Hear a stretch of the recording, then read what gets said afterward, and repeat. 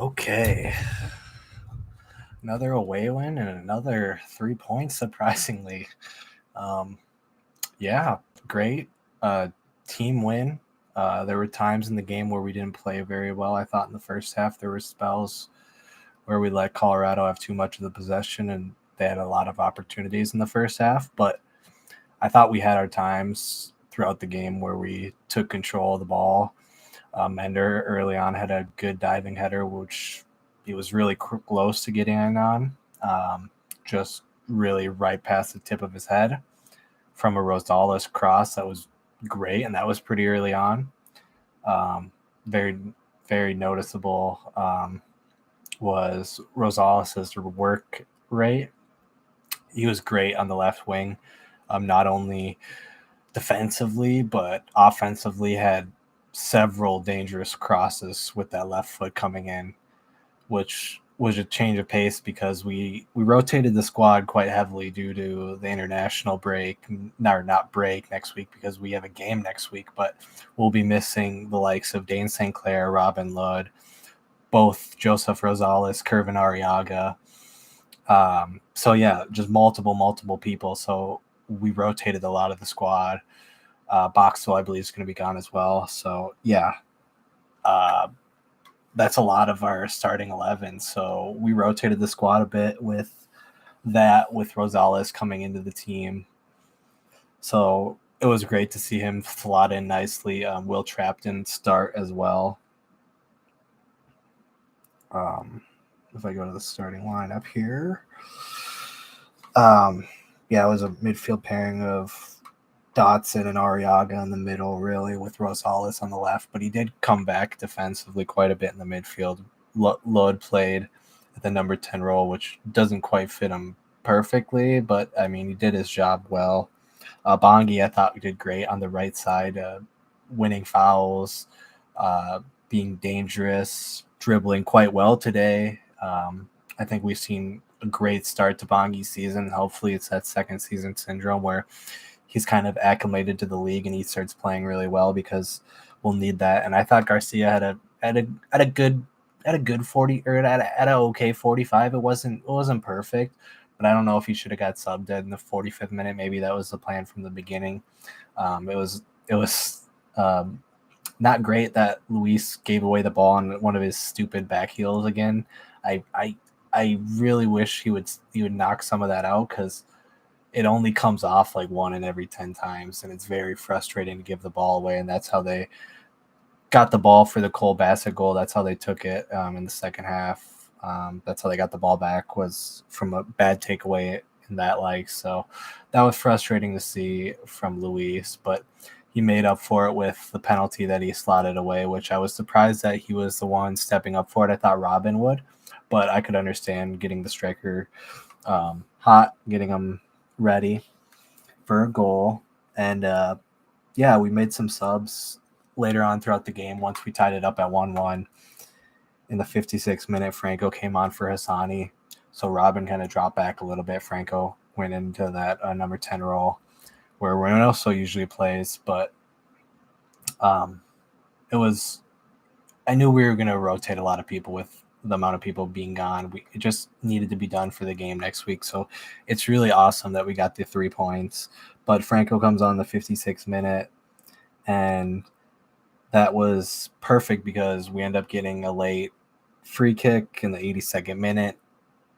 Franco puts it in the box. Tapias actually heads it backwards, and it just slots into the top of the net, and it was a really good set piece goal. A little bit of luck, but we end up getting our just rewards for the work rate, the defensive effort, and it was a really sloppy goal to give up right after the kickoff from that Cole Bassett scored in the 49th minute. Or not right from the kickoff, but really right after the start of the second half they scored. It was really, really right after. So that was super frustrating.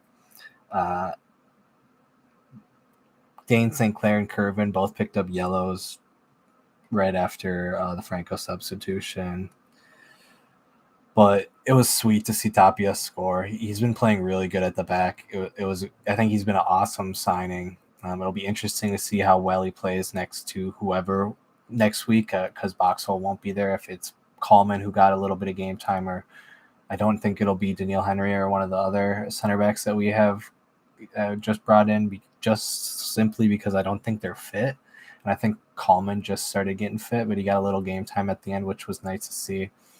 Put in some headers, got because there was like a very unfortunate injury with Jack Price, non-contact, where we actually should have scored on a breakaway. I'm going to be honest. Franco, Bongi, and Luis really kind of messed that up. Luis and Bongi's timing on that. We really should have scored. Bongi scored, but he was offsides, and it was a 3-on-2. Jack Price slips.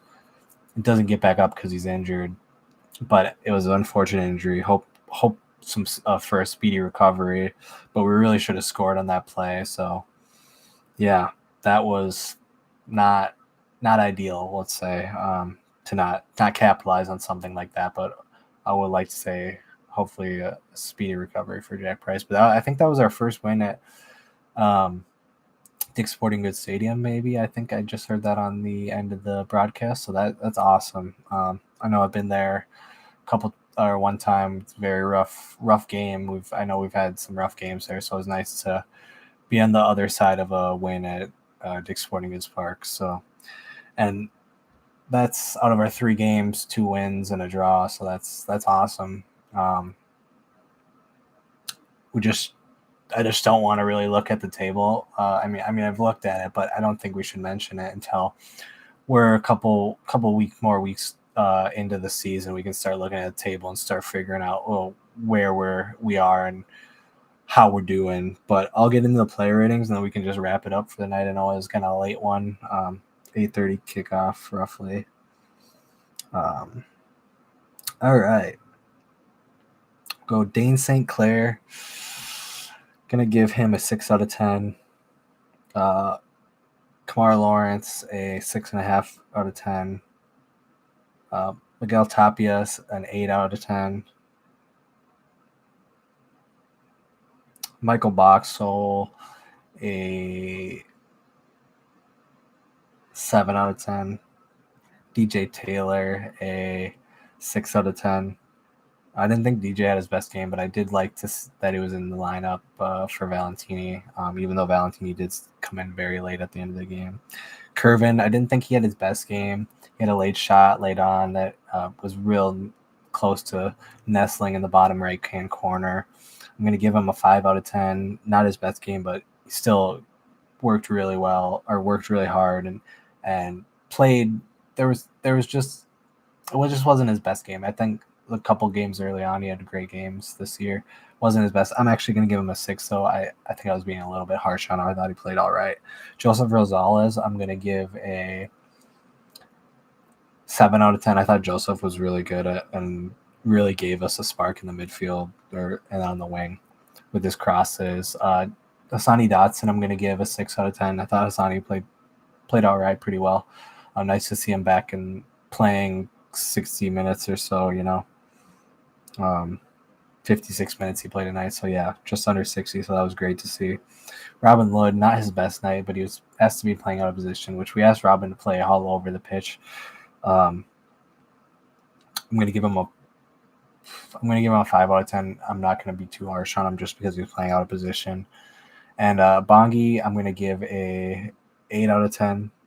Miguel Tapias, by the way, is my man of the match. Garcia, I'm going to give a 6 out of 10. Luis Amarillo, I'm going to give a 7.5 out of 10 for his goal. Nice composed finish for the penalty. Franco Francopane really changed the game when he came on. It was nice to see him make a substitute or make a change when he came on, even though he didn't start. Didn't make a fuss about it. Knows he's going to start next week, so that was awesome to see. Franco, I'm going to give a 8 out of 10, but Miguel Tapias is going to be my man of the match. I'm actually going to give Miguel a 9. Screw it, I'm going to go back and give him a 9. Brett Coleman had some clearances to make at the end of the game. Solid. I'm going to give him a 6 out of 10. Valentini, 5 out of 10.